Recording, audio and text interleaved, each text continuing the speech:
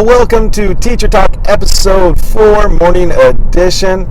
The goal of these talks is kind of just to be a resource, maybe answer some questions you have about teaching. So if you have any questions at all, just kind of pop in the comments and let me know, and I'll do my best to answer them regarding teaching. But I was thinking about a conversation I had this past weekend with my oldest daughter. We're out doing this garage sale, and we're out there, and we're just, time to talk, and we're talking, and she's currently going to college to be she's getting an art degree, right? I am not too sure what you can do with an art degree, and she knows that, as far as most artists, I don't think have an art degree, but nonetheless, that's her passion. That's what she wants to do, and I've always told her that, you should do what you love, and so if art is what you love, then that's what you should go to college for, Now, once again, what you do with the art degree, we have absolutely no idea.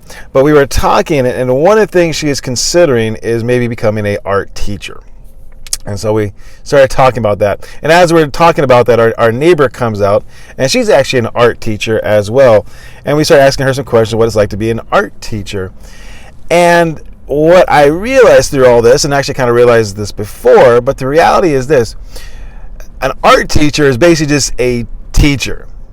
And a teacher can teach pretty much anything. So the advice I was giving my daughter, what we're talking about this is, when you are a art teacher, a history teacher, a math teacher, you can love the subject. You can love math, you can love history, you can love art.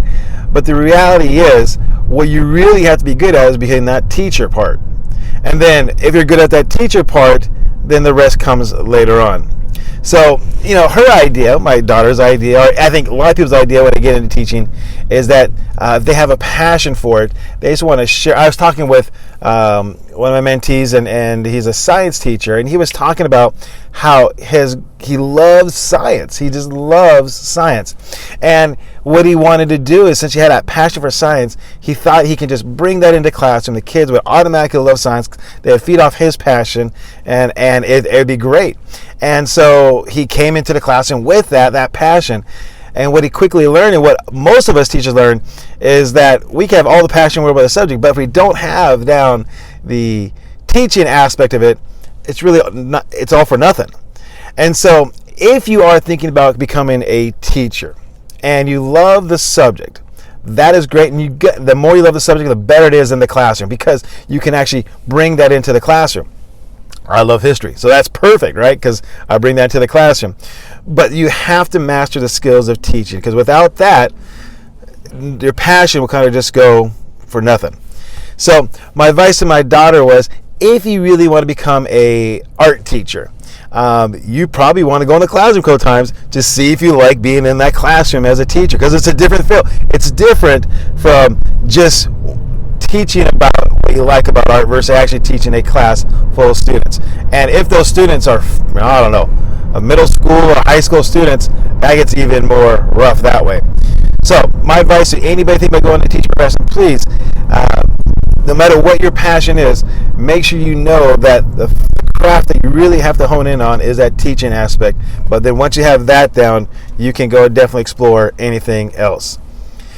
And so, as the conversation's going with me and my daughter, I just started thinking about teaching in general. And my first couple of years, they were rough.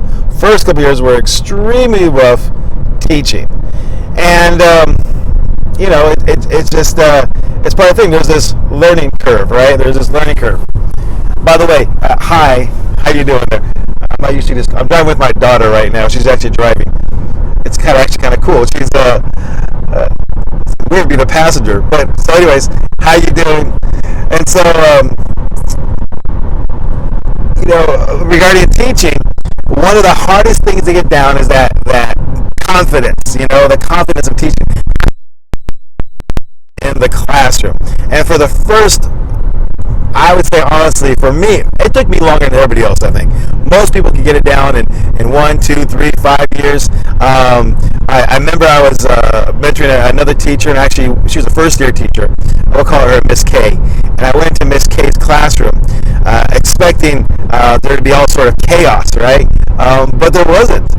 She, from the get-go, she had the right strategy, she had the right routines, procedures, the right demeanor, she had the confidence from the get-go. Now, I don't know where she got that from, because I didn't have that when I first started teaching, but she had it. She definitely had it. Hey, good morning, how you doing? And so, regarding that confidence, where does it come from? Well, I thought about this, and the big part of that confidence, as far as teaching goes, comes from just being prepared. I mean, if you think about life in general, right? Whatever you're doing, life in general, being prepared is the biggest thing. And so, if you know you got to teach something, it's like giving a speech. If you just suddenly have to go up there and give a speech, and you're not prepared, I almost guarantee you're going to do horrible at that speech, just because you didn't put the hours in practicing and everything else. So definitely, you got to be prepared for whatever you're planning to do. So as teaching, if you're trying to build a confidence, the first thing you want to do is be prepared as much as you can. Be prepared as far as your lessons go. Be prepared as far as your routines, procedures. Be prepared as far as having answers for students if they ask questions. Being prepared helps build a confidence. And the second part of it is this: it just putting those reps in. Like I said, I don't know how that Miss K had that confidence, but it just comes from putting that reps in. The more you do something, the more confident you become. And so, by the way, you did a good job on that. Somebody just cut us off, and she did a fantastic job at handling that. You're a good driver, you know that? So, once again, be prepared. And the second thing is put the reps in. What I mean by that is you're going to have things where you do great, and you're going to do things where you do bad, but you just get, the more you do it, the better you get. Once again, for me, it took me a long time. For me, it took me 7 years. Uh-oh, it says reconnecting, Sierra. Let's see, if you're still on there, hang with me. It says reconnecting. There we go. Oh, we're back. All right. So, that's the next thing. You know, here, I'm an old... All right, I think we're good. Now, Dad was making fun of me because I said I can't read the comments because I don't have my glasses. I think my glasses, I'll read the comments. Here we go. Let's see here. I got a lot of highs from Ebru. I don't know who Ebru is. Jeep Master. I don't know who that is. And Cloudlands. Well, if you guys are still on there, hi, how you doing? All right. Now, if there's any teachers on here, for sure, because who knows, these might be students. If there's any teachers on here, please feel free to leave any question, comments. You know, even if you're a student and you want to know something about teaching, give it a shot. I'll see if I can answer it. But back to what we were saying, that confidence just comes with time. I think about a long time ago. I'm gonna say a long time ago. My wife was into CrossFit a lot, or even going to the gym. And I remember the first couple times I would go to the gym, I just felt out of place. I just was uncomfortable. I wasn't confident. It just felt weird going into it. I was awkward in the gym. I didn't know the equipment. I didn't know any of that stuff. And so it just was not a good fit for me when I first went into the gym. But the more I went into the gym, the more comfortable I became. I finally started learning how to use some of the equipment. I didn't feel as weird or awkward or standing out. And slowly, my confidence started to build up. Why? The only thing really changed is that I put the reps in. I put the time in to go into the gym and feeling comfortable with it and everything else. So that's my advice to you. If you're like, man, where did I get that confidence in the classroom to stand in front of the class and do my thing, feel good as a teacher? My advice to you is be prepared as much as you can going into the class, lesson planning, everything else. But then also just know it may just take some time. It may just take putting the reps in to finally feel comfortable as a teacher. Woo, just getting exhausted up here, you know what I'm saying? Fantastic job, by the way. Fantastic job. What else is there to talk about here? One more thing before we close this out.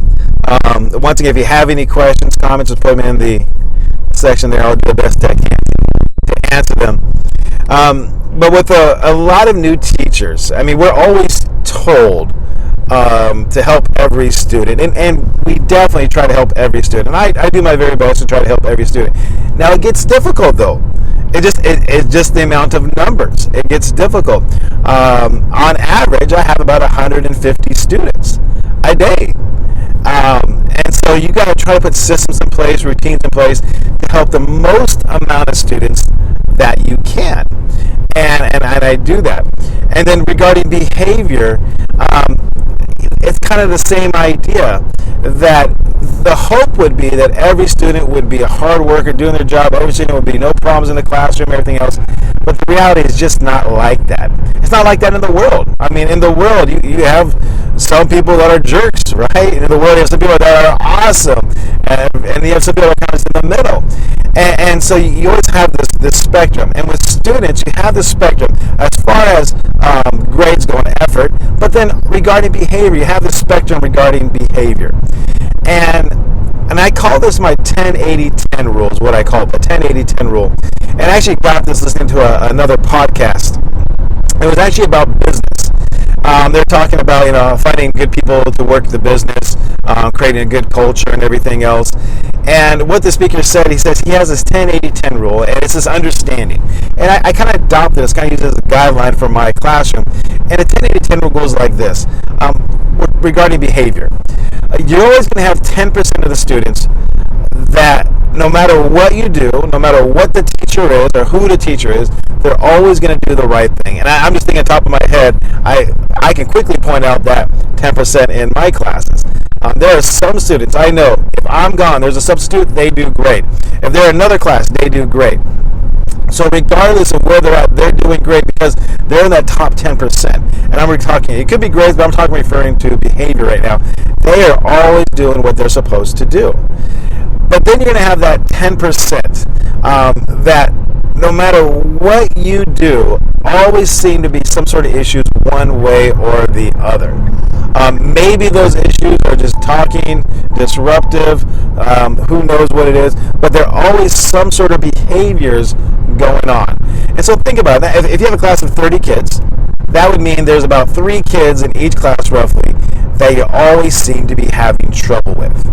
Right? That's that 10%, the lower 10%. But then you have that 80% in the middle. And that 80% in the middle, that is where we need to put our effort at. Often our effort goes towards the lower 10%, and just sometimes it needs to be there. But if we can move that 80% of students that could go either way. So if a class is managed well, that 80% will move over towards the 10% of doing what they need to do as far as behavior-wise. If the class is managed not well, then the 80% is going to slip it down to that lower 10%, and you're going to have a class full, of really troubling kids to work with.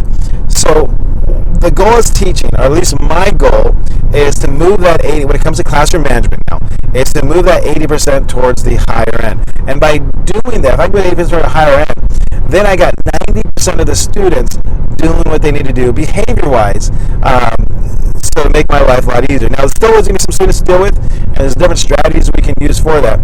But by having that mindset, by knowing that